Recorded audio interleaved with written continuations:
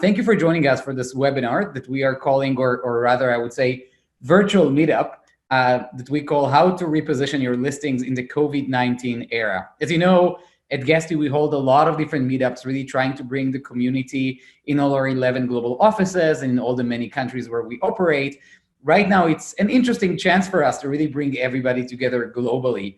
In the last few weeks, we have seen a lot of our customers and prospects asking us, what is it that we are seeing in the data? Who are the customers that are successful in weathering through the storm? What are the things that they do that really differentiate them? And so we wanted to actually hold this webinar, first of a few, to really share some of the wisdom and make sure that all of our customers are aware to the little things that can make a big difference, which is so substantial at this point of time. And so I really thank all of you for joining and all of our panelists for sharing a little bit about their wisdom. My name is Omer. I'm the Managing Director of Americas here at Guesty, coming live from, well, my apartment in New York City, where we have a regional headquarters as well. The headquarters is not in my apartment, but I'm being safe here at home. And I'm also managing our global strategy group that is actually located in our EMEA headquarters in Israel. A funny note, today is actually National Tourism Day. It's a very interesting day to have National Tourism Day. The way that we think about tourism today is very different from, well, the way we thought about it just a couple of months ago. And yet, this is our day to celebrate, strategize, and really hope that we're going to be in a different position in the National Tourism Day of May 2021. And that said, happy holiday to everybody. And I wish us all as an industry better days, and that we will remain agile and know how to actually reposition ourselves in those changing times and situations. A few reminders just before we get going. So be sure that you grant all the necessary audio permissions so you can actually hear us talking, and hopefully you can do that already. Remember that we cannot hear you. Again, there are about 2,000 people who signed for this. About 400 are already live here with us, and we expect more to flow in the next couple of minutes. And so we cannot hear you. We can see the questions that you are asking us on the Q&A box, and please do so we know what's top of mind for you, and we can maybe address some of the questions that you will have. We're also recording the event. We will be sharing it for later access over email. And in addition to that, our panelists here who will share some of their thoughts will be maybe sharing their own email addresses, or you can find them on LinkedIn and many other social media to make sure that you can actually communicate with them as well. Again, encouraging you all to submit questions, type your question and submit it. Abby from our field marketing, which is now also virtual marketing team, is joining us live, and she's going to make sure that all of those questions are getting to me so we can moderate a panel at the end. A big thank you to some of the industry veterans that are on the line today, sharing a little bit about their experience. So first of all, Anthony Lee, the head of operations for ALTIDO. Hey, Anthony. Hello, how are you? Thanks again for joining. Moria Rockman is the founder and CMO of Smiling House, joining us from probably the highest point on this webinar, from the Swiss Alps. Hey, Moria. Thank everybody to come to join us. And last but not least, we have Rafael Barbosa, who's the director of operations and marketing for Maverick Suites, joining us from neighboring Massachusetts. Hey, Rafael. Hey, Omer, how are you doing? Good, thank you. Thanks for having me. Just a little bit about what's going to happen now. We're going to do quick introductory remarks that I'm in the midst of, and I'm going to do my best to be very quick. And then we're going to have discussions led by ALTIDO, Smiling House, and Maverick Suites, 3 different customers, 3 different continents, really talking about how they reposition their own listings and what have helped them survive and thrive through this storm. We're going to try and keep about 30 minutes for panel discussion. We have a lot of questions that we got in the last few days, and we welcome many more of them. And we promise to be very, very open, direct, and honest for the benefit of all of us in the industry. And so after we're going to have the panel discussion and the Q&A, we will wrap things up. A little bit about Guesty, for those of you who don't know exactly who we are and what is it that we do. The Guesty platform is basically an end-to-end solution that simplifies the complex operational needs accompanying short-term rental management. The idea is basically that, especially in times like this, there's a lot on your mind when you're a property management company. You need to manage your listings, your marketing, your operation. We're trying to automate all of that using a multi-unit operation, a unified inbox, advanced analytics, guest communication services, and a lot of other services to really streamline and automate the entire operation of property management. And again, this is not a Guesty demo, but if you are interested in those, we'll be happy, of course, to connect with you afterwards and tell you more about Guesty for those of you who are not our current customers. Our platform is not just a technology platform. We see ourselves as the middle of really a very vibrant ecosystem that is also reinventing itself at the moment. Basically, we develop a lot of technology using a team of over 300 people and over 100 people in our technical teams for what we feel the industry is in most need of. And for everything else, we have a lot of technology partners from all over the world, from a lot of different industries, from guest verification to operational needs, to yield management, to keyless entry. All of those are available on our marketplace, which is the biggest and strongest marketplace for the short-term rental industry, really making our platform a one-stop shop. And that's the end of the Guesty spiel, because part of what we're doing now is not just developing a technology, but really helping our customers navigate the COVID-19 situation and doing so with a lot of resources. So we open coronavirus.guesty.com, which is an info center available to all our customers and to everybody in the industry, where we really go around how to mitigate the impact of COVID-19 on your business. We're helping all of you stay informed and know exactly everything we know about the industry. We help you understand how to actually price appropriately, how to not risk future revenue, but also make sure that you get all the reservations that are out there now and really leverage the demand that is still out there, especially for fall and winter reservations, and how to address the new traveler personas. We're in a world where some of the personas were not existing 2 months ago, and now they're actually the most popular personas in our industry. The city escapers, the self-isolation folks, all of those are actually responsible for the revenue that we are still seeing. We want to make sure that you understand those traveler personas, market for them correctly, price for them correctly. Some of the resources that you can find on our info center include a lot of articles about how to actually collaborate with other bodies and institutions in your region, how to position your listings. You can also see a lot of peer-to-peer advice, a lot of advice like the one that you will hear today. And in addition, we also launched basically a directory of displaced travelers, quarantiners, or as some of you call them, etc. And we're actually pushing that on social media on behalf of our own customers to make sure that people who are looking for a place to escape the city and self-quarantine can actually go on and see who from our customers are offering this kind of services. If you are not on it yet, I highly recommend. This is a free service that we give to the industry, leveraging our own marketing power. So submit your details and get on it today. We believe that our role is not only to give you advice, but also reasons for hope, hopefully. And by aggregating the information from, again, over 2,000 customers in 80 different markets, we are able to provide you some very interesting and informative data that we have shared with CNN, Forbes, Business Insider, and a lot of other channels over the last few weeks.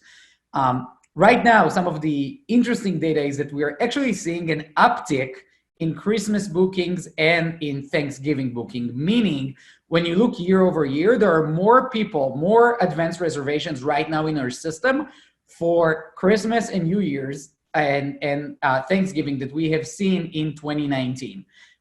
Again, it's small reason for optimism. Of course, as you can think about it, most of those bookings are usually coming later in the year. A lot of it is really powered by the fact that the summer travel is not happening as we expected. A lot of those bookings are also on flexible terms. And yet we are seeing in the last 3 weeks that a lot of travelers all over the world are really taking on themselves the risk, quote unquote, and have the confidence to go ahead and book. And this is something that is very, very meaningful and we're very happy about.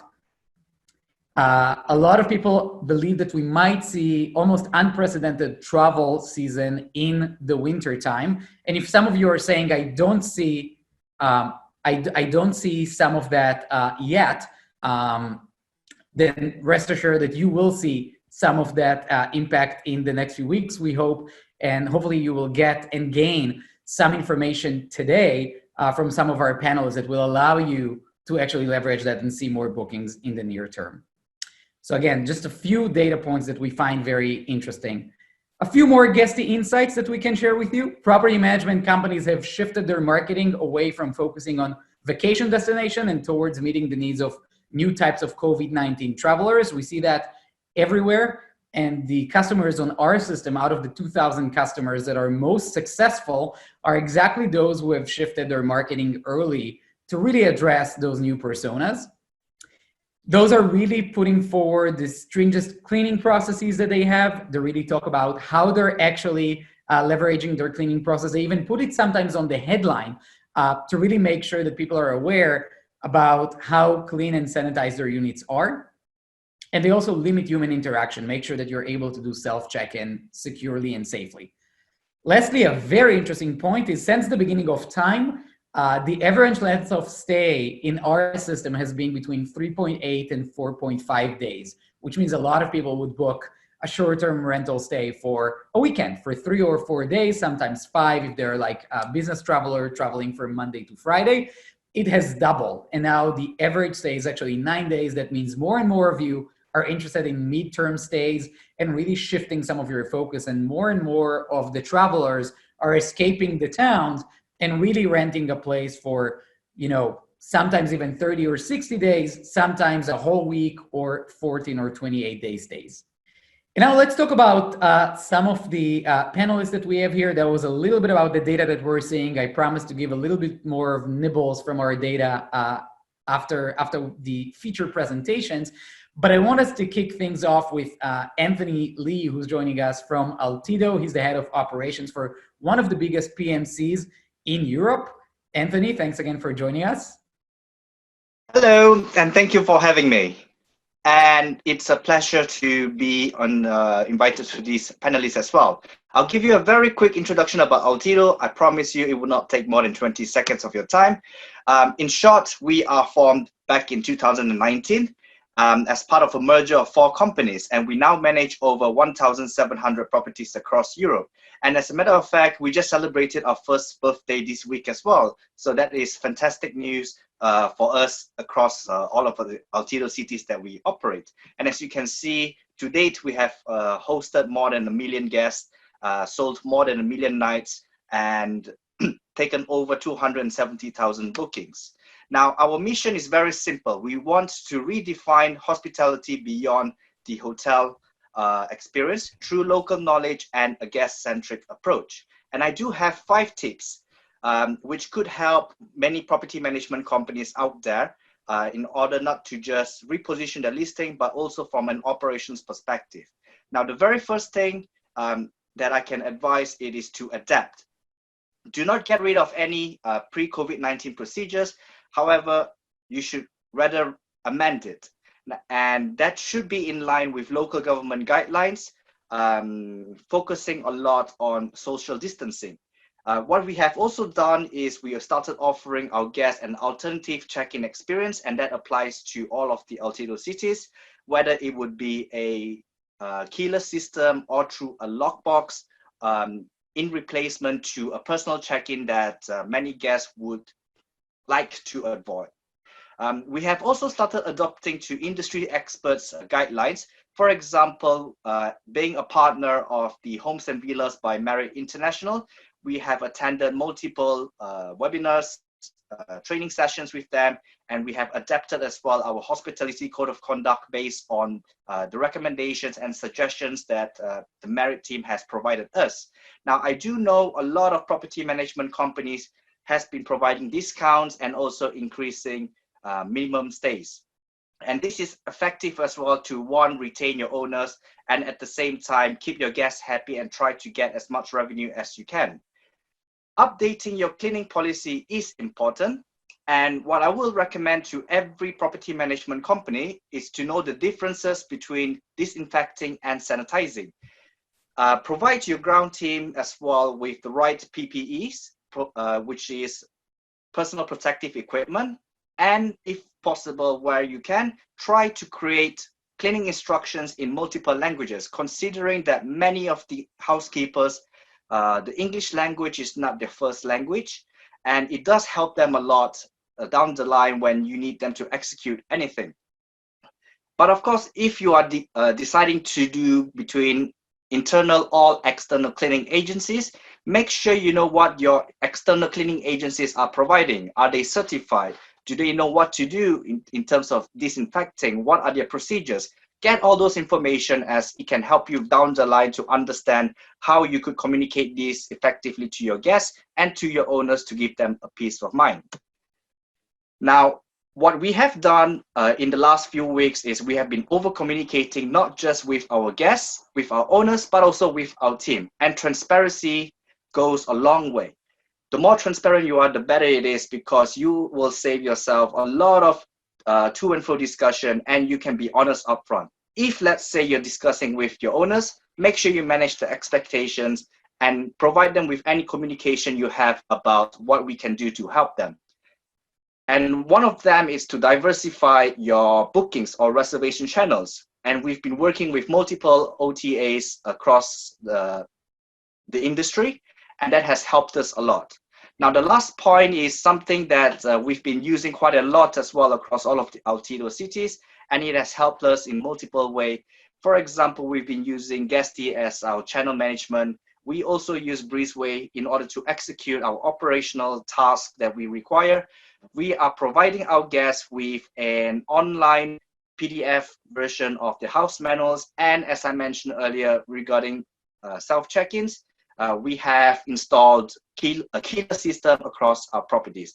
Now, of course, as I mentioned, it's only 5 tips that I'll give. However, if you like to contact me directly, my email is on the screen. Thank you so much, Anthony. Let's move, as we said before, to the Swiss Alps. We have Moria Rockman from Smiling House joining us. Hey, Moria. Hi, everybody. From Smiling House Luxury, we are an alliance in 24 countries and active in 70 destinations, and a preferred partner of Homes and Villas by Marriott as well. And we are very much focusing on the getaway and luxury segment worldwide. But today I would like to share with you some tips that can be easily put into action from your side, wherever you are, and in the way that you are hosting around the world, not necessarily in the luxury, and also to focus some trends. So let's talk about facilities. A lot of people would like to travel differently. After being locked down in the city, they would like to travel to a place that offers something that they don't have at home, such as jacuzzi or hot tub, or even a garden with swings for the kids. So if you thought about adding some kind of facilities to your property, now is definitely the time to do it. Keep it in mind. High cleaning standards, okay, everybody's speaking about it, but I want to emphasize on it a little bit more. So if you can offer really a big description about how you are cleaning your property, put it into your description. And even if you can, I know that it's going to take maybe 1 day or 2 days or 3 days in your monthly booking, but if you can promise a gap of 24 to 48 hours between you between the last guest and the next guest, this might be increasing your booking too. Diversity of the OTAs and channels, social media exposure. It's not a secret that a lot of property managers have been a little bit disappointed lately with their OTAs, but we still need the OTAs, but we can definitely, or you can definitely make a bigger exposure in social media, make yourself easy to be found. Now is the time for LinkedIn. Now is the time for Facebook, for Pinterest, for any other way for you to say, I'm active and I'm hosting and you're welcome. So Getaway Destination, by the way, all these pictures are pictures taken from our properties or our views. And yes, even these cows here in the Swiss Alps. We believe that Getaway Destination will be the next trend, and the demand for this destination is getting higher every day. If you do have properties in such places outside of the city, make sure to be ready for a lot of booking. And what about the niche of luxury properties? So the people that can travel will definitely continue traveling, and they have also more confidence of traveling and not changing their plans. We can see increasing of the stay. We can see 14 days or more instead of shorter stays in this segment. And the jet setters, as I say, will continue traveling. And if you have such a place, put it online fast and emphasize on it. And diversity of markets. Well, if you can join an alliance or any other way of combining with other property managers or homeowners around the world and make it possible for you to be part of more of a diverse market, there's more chance for you to survive this, even in the next wave of Corona, if it will hit us. We are acting in such a diversity, and it's proving itself, of course. Winter is coming again, and we have to be ready and prepared. I'm very much suggesting for the one that hosting in winter destination to prepare a voucher and to agree with guests ahead that if they book and they cannot travel, they will use this voucher, even if it's a direct booking. I believe that we're going to see more consolidation and alliances and joining of small property managers to others to stay strong together, and this is the time. And for this one, I let you see it instead of talking a lot about it. Yes, I believe that people would like to travel with their family, to be safe. They will travel more in larger groups of even 3 generations. If you have a big place that can host family, again, emphasize on the cleaning, emphasize on family oriented, and be ready to guest the pets as well, because they will come, the whole family, plus the pets, if they can travel in driving distance. That's it. I'll be happy to share more with you, and I'm available in the email and in all the social media is Maria Rockman. Thank you very much. Thank you, Maria. God, I would have loved to be in the Alps right now. That looks lovely.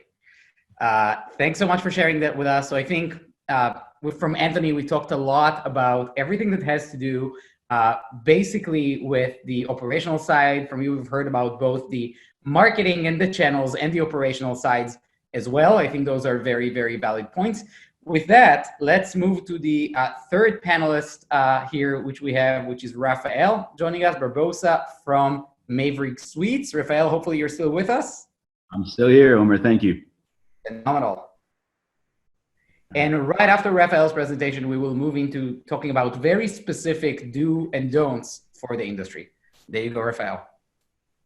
Thank you, Omer. Hello, everyone. I'm happy to be here today to share my expertise with you. First, just a little bit about me. My name is Rafael. I'm the proud owner of a hospitality marketing company called Center Cut Marketing.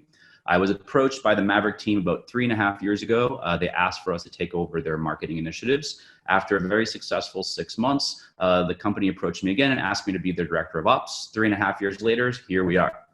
Maverick Suites is a little bit different than your average property management company. Our owners are actually developers who have been acquiring their beautiful portfolio over the past 20 years. So 90% of the properties we manage are owned by 2 gentlemen. The other 10% are owned by our contractor, because we want to keep him happy, and me, because I want a piece of that pie too.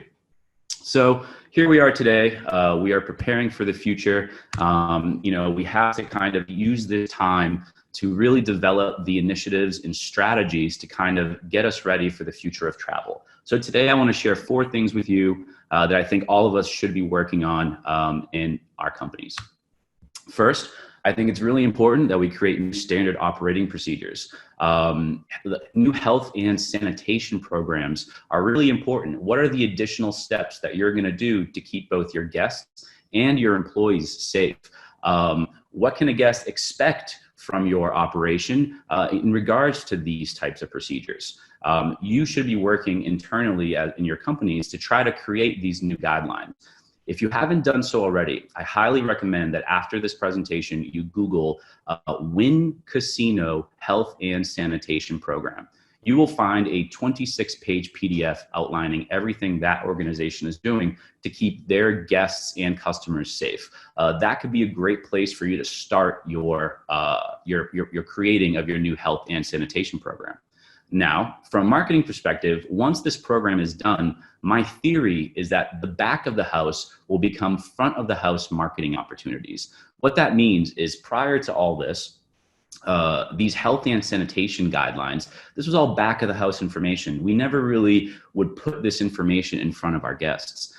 Now with travelers having a lot of anxiety due to all of the unknown, I think it's a really great opportunity for property managers to put these health and sanitation programs out into the public. Put them on your website, include them in your listings, as some of my other presenters have said. It's really important that we make our guests feel comfortable with coming back to our properties and visiting us. So back of the house, front of the house marketing.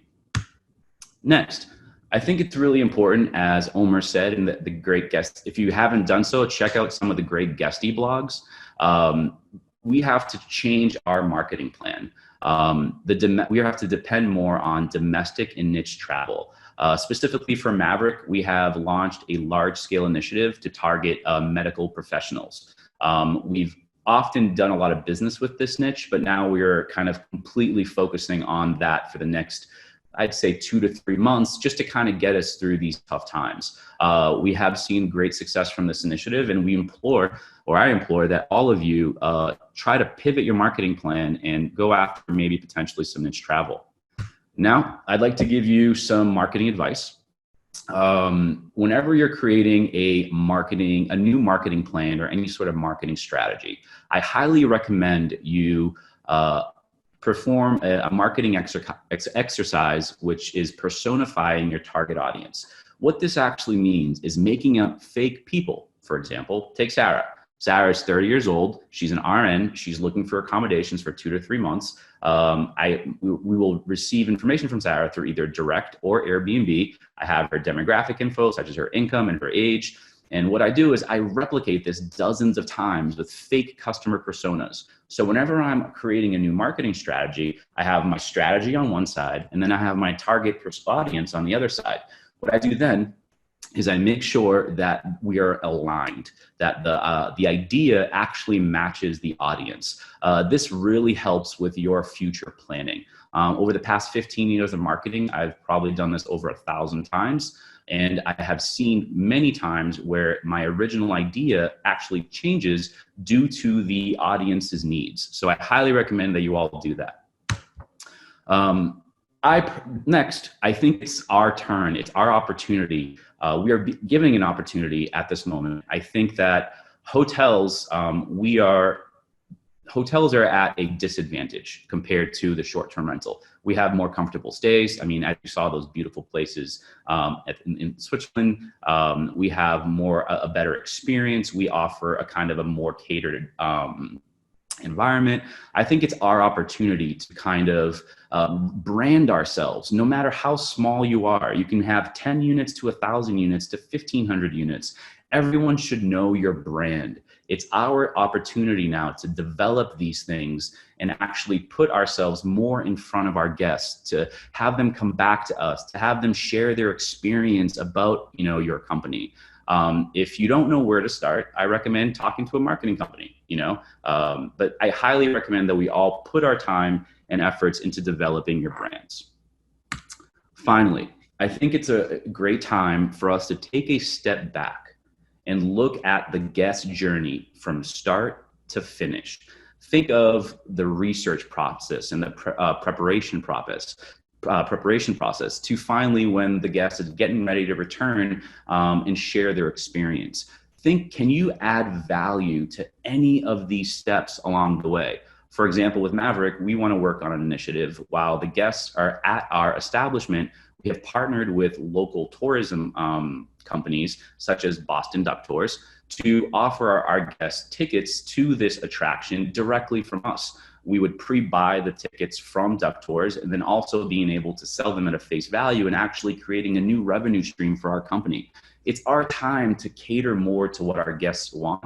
So I encourage all of you as organizations to take a look at the guest journey from the research to the sharing and see if you can add value anywhere. Thank you all very much for listening to me. It's been a pleasure being here, and I look forward to continuing these discussions. Thanks. Thank you so much for the very specific advice, Rafael. Really appreciate that. And congrats to all our panelists for staying on time. Really appreciate it as well, so we can have a lot of time for open discussion with the many questions that we have here in the chat box. And with that, I want to go forward to our panel discussion. And let me actually start by asking all our panelists. You talked a lot about the different trends. A lot of what we've heard today are things that we are seeing every day of our life in the last 2 months.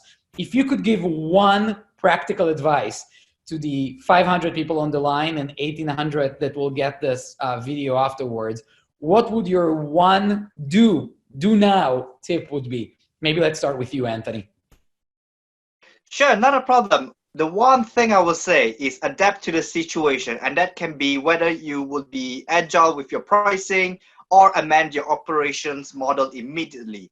And some examples that I'll give would be a self-check-in model, or improving your cleaning procedures, or going digital when it comes to your manuals, or something as good as providing a house tour video, which some of our guests, they actually appreciate it when we send them a virtual video experience for them to see the property before actually physically going to it.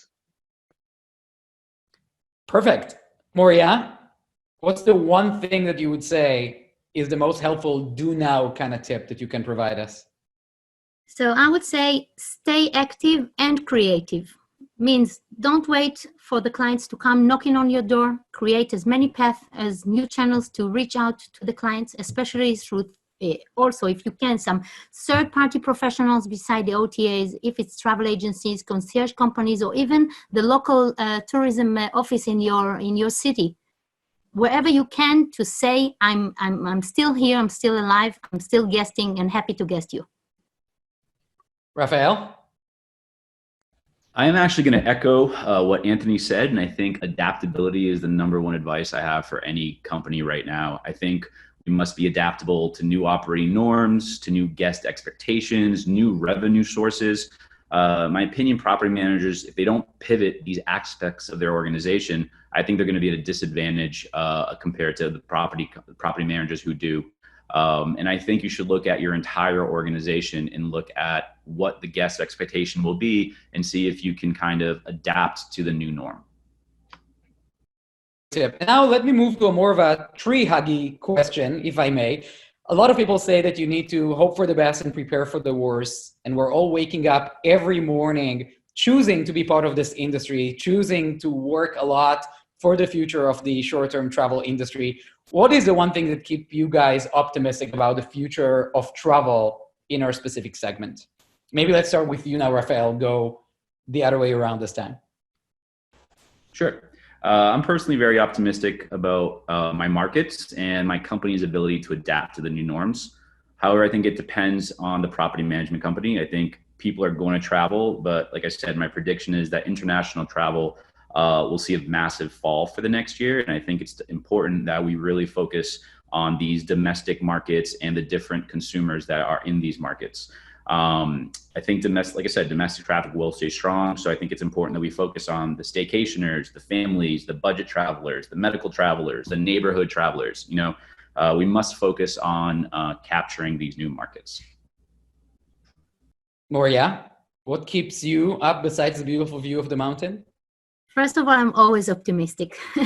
And in Smiling House, I have also a good reason to be, since We have seen demand increasing even in this hard times of coronavirus, since we are hosting in a getaway destination, luxury destination, and the demand continued even through this time. I believe that the ones that will manage to keep their heads off the water will be actually more professional. And will put more effort in guest relation and hospitality. So we will see a boom in business towards the end of the year and for 2021. And I believe that we will be more professional industry, and the guests will be more happy and rewarded. Yeah, and I think this is definitely something that we are seeing. Those who have polished presence, those who are really saying we are pros, you can trust us. Trust is becoming a very big part of the industry, and that definitely is something that plays to that. And I think all of us, again, are professional hosts on the line, and we are very well suited to leverage that. Anthony, any thoughts from your end? What keeps you optimistic? Well, from our point of view, we are extremely optimistic about the future because we strongly believe that there will be a human desire to travel, whether it would be exploring around, doing business abroad or domestically, or even something as simple as visiting family members. What we do feel, however, is hotels may take a little bit longer to recover post-COVID-19, as what we know is travelers will be more cautious about maintaining social distancing and will be more comfortable in a less crowded environment. So from that perspective, what we think is guests would also appreciate more of the self-check-in experience to limit any contacts that they may have to face.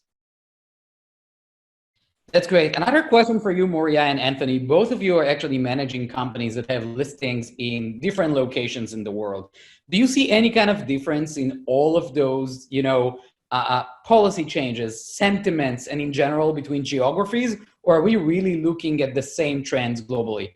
Maybe let's start with you, Moria. I would say that because we are really hosting globally, we see the same needs coming from different countries, starting at people that needed the quarantine in like 1.5 months in some destination, and try to help them to find a suitable place where they can stay for 14 days, and continuing with the people that ask to leave their city, a nice apartment, and to be close to nature. And we saw it in 5-6 different countries, the demand for such properties, and of course the cleanliness and the insurance that people want to have to be a guest, a safe guest, a safe travel for them.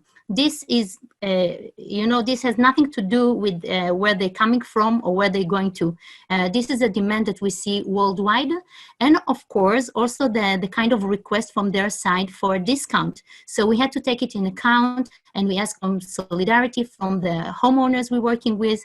And we've been very happy to see that even in this aspect, the homeowners in different parts of the world been happy to give the discount that we could pay forward to our guests for having a great time even in such difficult time.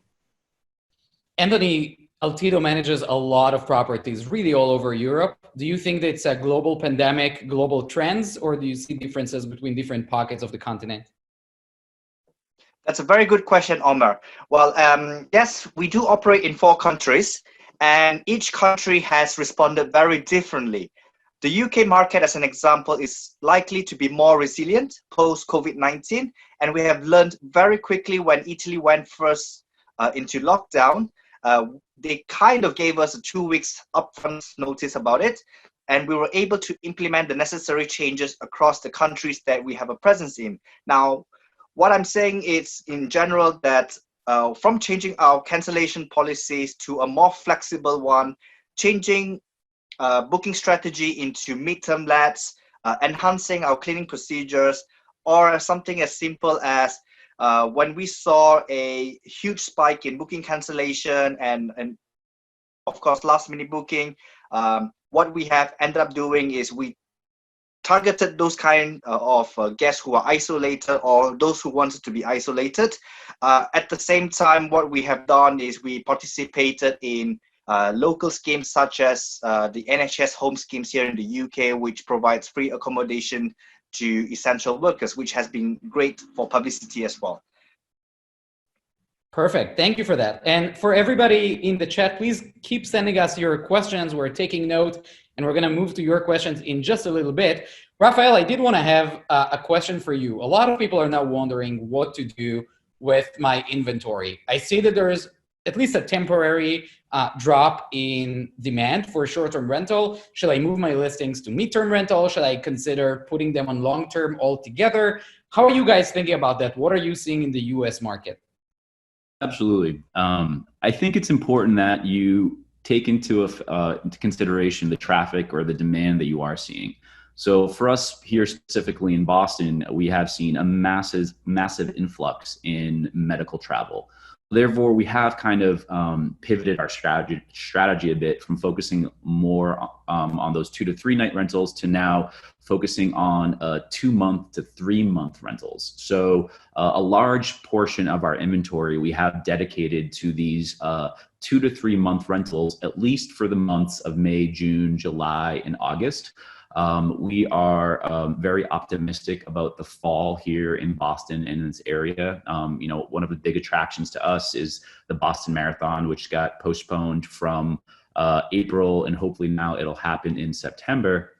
So we always kind of see a big boom around that time. So we're hoping that we can kind of pivot back to our strategy to 2 to 3 night rentals around September or the fall. But for now, we are kind of focusing more on these extended stays. We have, like I said, I've spoken about the medical industry as the niche, and we're also, there has been a lot of distressed college students and educational professors in our market. Boston is probably one of the, or if not the, one of the largest educational centers, Harvard, MIT. I mean, Boston alone has 30 plus colleges just in a small city. So when everything happened, there was a lot of distressed college students and educational staff. So we have kind of pivoted our model to kind of accommodate these longer extended stays.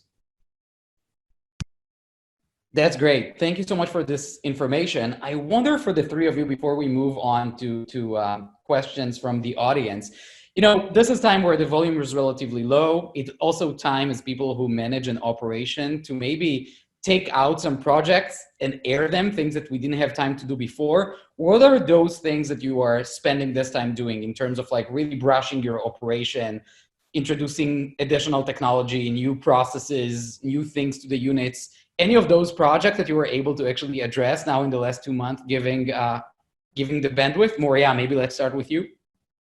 Yes, so we in Smiling House really extended our alliance of property managers, and we've been ready to get on board new partners from different countries.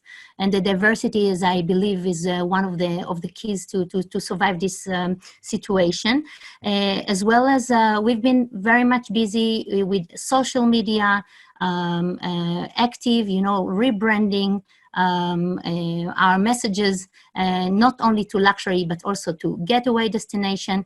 We've been trying to help other property managers with creating a solution with referring one another. And like you mentioned before, the trust will be key.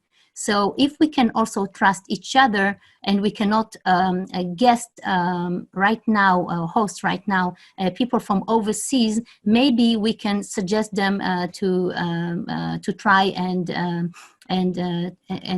be in vacation with a trustful friend, colleague in their own country. And we created a platform that will allow to do it.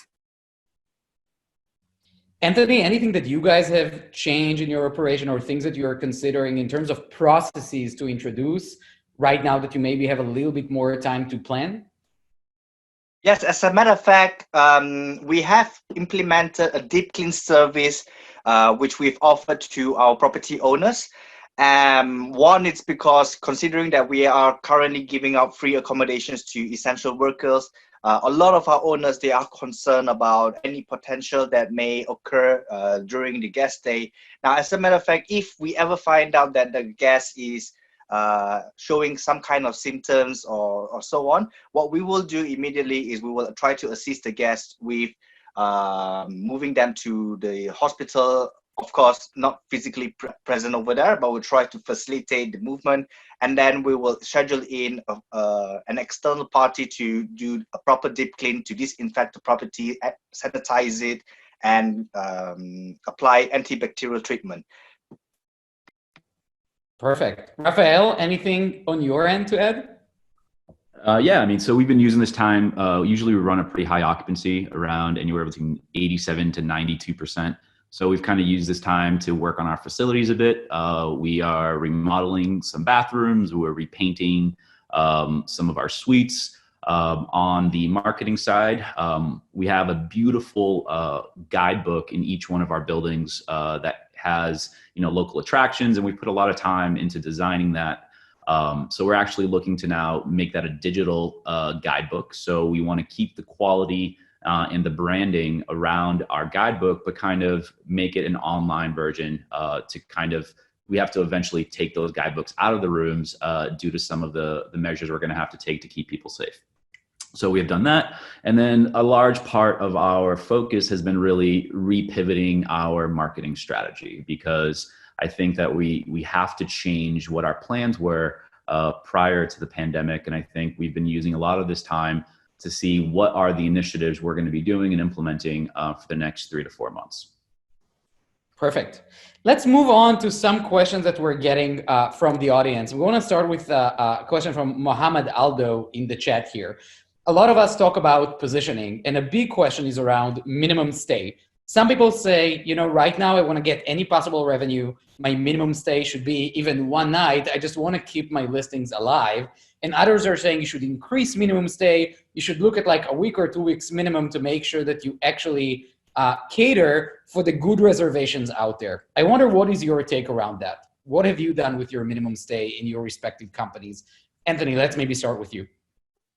Sure, not a problem. I'm happy to help with that. Now, what we have done here at ALTIDO, we manage our property owners' expectations up front. So, and what I meant by that is we got in touch with our property owners one by one. We have a dedicated team who does that at the moment, and we try to find out what is the minimum income that they are seeking per month. And we try to attract as many attractive reservations that we could try to fulfill for the owner.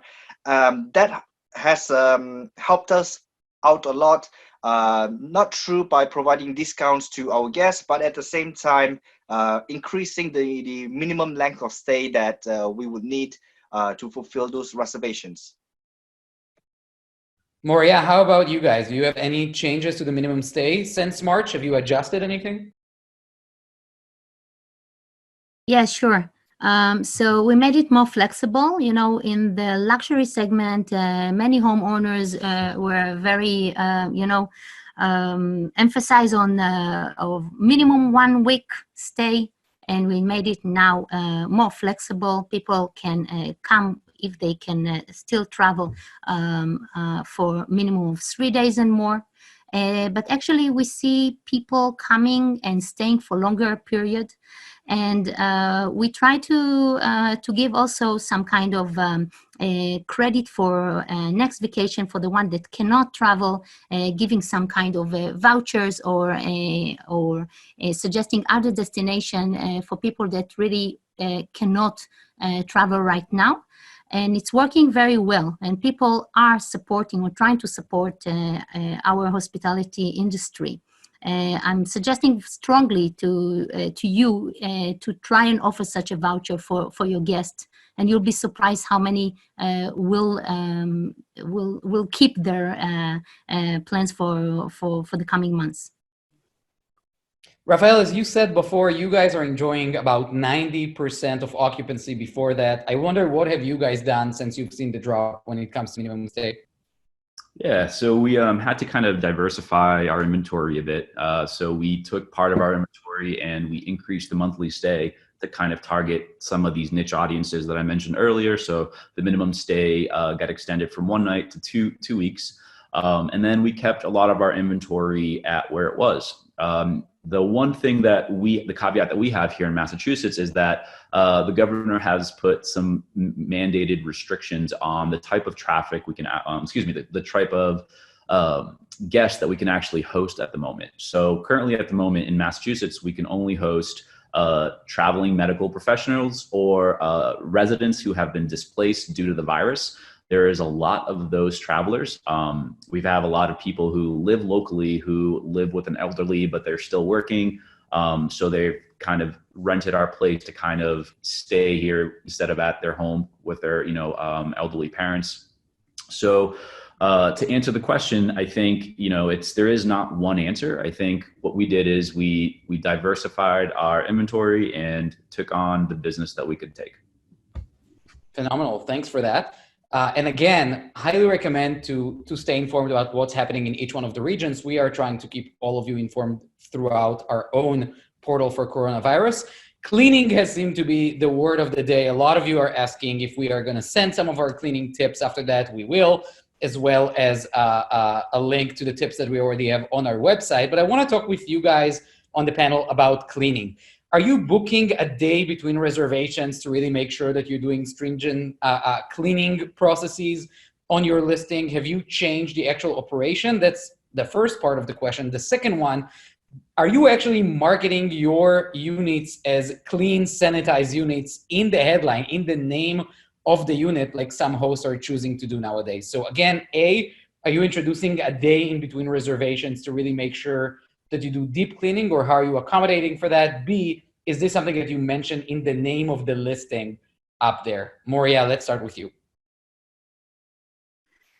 So yes, in the communication with the guest, we are offering it as a possibility.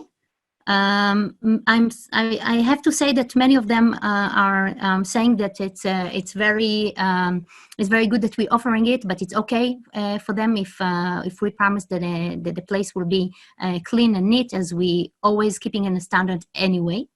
But yes, I highly recommending to emphasize on it in your listing, how you clean, the way that you clean, and I believe that it's a key, especially in the cities. I mean, out there in big houses or luxury houses, cleaning is like it's a must. It's a high standard to begin with, and maybe that's why we're getting less questions about it. But I believe that in the city, it's a key, and you have to add it and emphasize on it in any way. Anthony? From our end, we definitely do broadcast some kind of cleaning procedure. As a matter of fact, we do share our cleaning procedure with our guests to give them a peace of mind. And at the same time, our owners are also able to see the cleaning procedure which we've displayed. I actually tried to find it on my drive, but I can't find it at the moment, but I'm happy to share it around to show everyone the cleaning procedures that we've started implementing, as well publishing it live on our listings. And lastly, before we go to a few more questions individually, Raphael, any thoughts about this matter? Yeah, so we are leaving a minimum of a 1-day space in between reservations. And for some of our inventory, we have a 3-day block, mostly because that is what Airbnb's requirement for their medical professionals program. So we do have some units, all of our units have a minimum of a 1-day block in between reservations. And for some, we have a 3-day block. As for listing in the headline that a unit is clean or sanitized, I could provide, we are actually A/B testing that this week. So we haven't put directly in the headline of our listings, as no talking about the cleaning or sanitation, or the fact that we have over 10,000 reviews with a 4.9 cleaning rating. But we have taken some of our inventory this week and have actually added that to the headlines. So I'll have an answer for the results of that shortly. Perfect. And same with you, Raphael. And by the way, for everybody on the line, we're going to go on for another 10 minutes and finish that at 1:10 Eastern time. So 10 more minutes for questions. Please send them our way. But Raphael, staying with you, because we have 2 interesting questions for you that I'm going to combine here. Sergey wants to know if you have decreased price nowadays, given that you can only market to specific audiences and there's reduced demand. And does that mean that some of the guests that you're getting are not exactly the guests that you want? Those overly price sensitive people who might not, look after the units as much. And another part of that Hendrik is asking, do you consider now increase the price on the long term, assuming that hotels will be the last one to recover and people will actually prefer homestays and short-term rental over hotels? In other words, what do you do around the price? All right, you kind of broke up a little bit there, but I think I got most of it. And if I don't answer, maybe you just tell me what the question is again. Okay. But so I think all of us here had to take a look at price and just reconsider what the strategy is. Typically in Boston, for our units, we would get anywhere from $275 to $350 a day and run a 90% occupancy in May. That's not happening this month, obviously. So we've had to kind of reduce our price. Specifically for the niche that we are targeting. Again, if you personify your audience, you can do this exercise. But if for the niche that we're targeting, we're going after medical professionals who are all given a monthly stipend for their stay. So therefore, we do have to kind of work within that budget. Luckily, our owners have owned these, our portfolio for quite a while. We have some flexibility in the pricing. So we have our strategy has been to take a longer reservation at a historically lower price just to drive down vacancy. So that was the first question. And then what was the second question, Omer? You broke up a bit. So a lot of people assume that short-term rental are gonna basically open up before hotels, and people will prefer staying in apartments and vacation homes over hotels. Does that mean that we should raise the price in the mid and long term when it comes to like the fall and the winter? Or is this just false hope? We should keep our pricing as is or low to try and capture the revenue? Okay, great question. I think we have to keep an eye on the market. For example, we don't know exactly what the demand is for travel, what the demand for travel is going to be once everything returns. So I would not recommend that you jack up your price hoping to maximize your revenue, to compete against the hotel. What I would recommend is keep an eye on your occupancy. If you look at your occupancy prior years, for example, Guesty gave us some great information about Q4 this year that we're seeing an increase of 40% from this time last year. I think those are the metrics that we're going to have to depend on to dictate what our pricing is going to be. So if we see a huge uptake in future reservations now, then it would encourage me to raise our price. However, if we start kind of coming around to Q3, Q4, we're not really seeing that demand. I think we should be very careful and cautious with jacking up prices to try to win over a typical hotel guest. And the last question that I want to ask all of you, and it's going to be a very quick one. As we said, a lot of the optimism is really around the holiday season, maybe the only season left in 2020 that we actually see that might be stronger than 2019, and we're all hoping for that.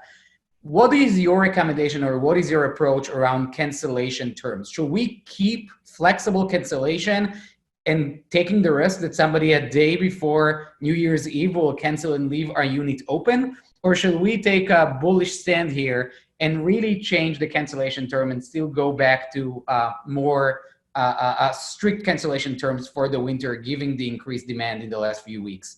Anthony, let's start with you. Sure. Here at ALTIDO, we strongly believe in keeping it flexible because what we do know is travelers are more likely to put through a reservation when you have a flexible cancellation policy in comparison to, let's say, a property management company who does not offer flexible cancellation policy. And using Booking.com as a perfect example, they have listed very clearly on their website as well. We do advise you to put through, to make a booking where you are able to get some kind of flexible cancellation policy. That's correct. Moria, any thoughts from your end? Yes, we're acting actually quite the opposite. We believe that people that can take decision now for the summer, for the winter, they have to stand behind their decision. And we emphasizing on the fact that we are super strict. And in case of cancellation, they will get it in a voucher. And we believe anyway that people are planning ahead expensive vacations or expensive future decisions, and therefore we rather to deal with the one that taking these decisions, and we'll be standing there with a voucher in case they will have to they won't be able to travel. And of course, because of our diversity, we can always offer them to travel in their own country as a solution. But no, and by the way, by the other question that you've been asking before, we see normal prices. We see summer with full normal prices, and the one that really can follow their markets and to see that that's what's happening. I strongly believe that they don't have to reduce their prices for the next 1-2 months, whatever they can see coming ahead of them. Thank you. Rafael, I think that makes you a tiebreaker. Wow. I think the two answers that we just got are a perfect example of how it depends on your organization. For Moira, she's absolutely right. I mean, these are luxury homes that, so this strict policy is kind of important. So I think as you listen to all the advice that we've all given, you think about what our specific company market is versus yours and see what plan you should adapt. So for Maverick, this has been a big change for us. I personally sided much with Moira, where we had a very strict cancellation policy, mostly because we are a value model. Therefore, we depend on really high occupancy to kind of, maximize our revenue. But as I said earlier, it's important that we adapt to the market, and guests and future customers right now are very anxious about travel. So therefore, one way that you can kind of release this anxiety is by introducing a more flexible cancellation policy, which we have. So we have completely spun around our cancellation policy from extremely strict to now being very flexible. We did do a lot of research, and what we found is that there's a lot of research out there that shows that units with a more flexible cancellation policy have a higher revenue return. So that's my answer is we went flexible. Before I wrap up, Anthony, Moria, Rafael, thank you so much. Also, congratulations with over 500 people at our peak time and about 2,000 people signing up. This is truly one of the most well-attended webinars of the industry in recent memory. So thank you all for taking a part of that. For those of you on the line, thank you for joining us. We also just launched a little poll asking you if you want to get more materials from us at Guesty, if you want to hear more about Guesty, if you want us to send you some of the materials that we talked about today. So make sure that you are actually answering that so we can follow up and send you all the materials and be in touch with you about Guesty, about the industry, about industry news.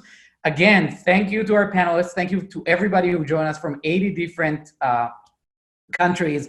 And I want to wish all of you happy National Tourism Day, and also that we will celebrate a lot more happy days ahead, and that we will really be here to realize the great optimism that we see in the last 2 weeks about winter and holiday travel. So on behalf of everybody here at Guesty, on behalf of Abby and the marketing team that have joined us from our headquarters in Israel, thank you for joining us. Please keep in touch, and please let us know if we can help you in any kind of way to navigate through this time. We see it as a role here at Guesty in carrying the torch for the industry, and we're very, very thankful for your partnership.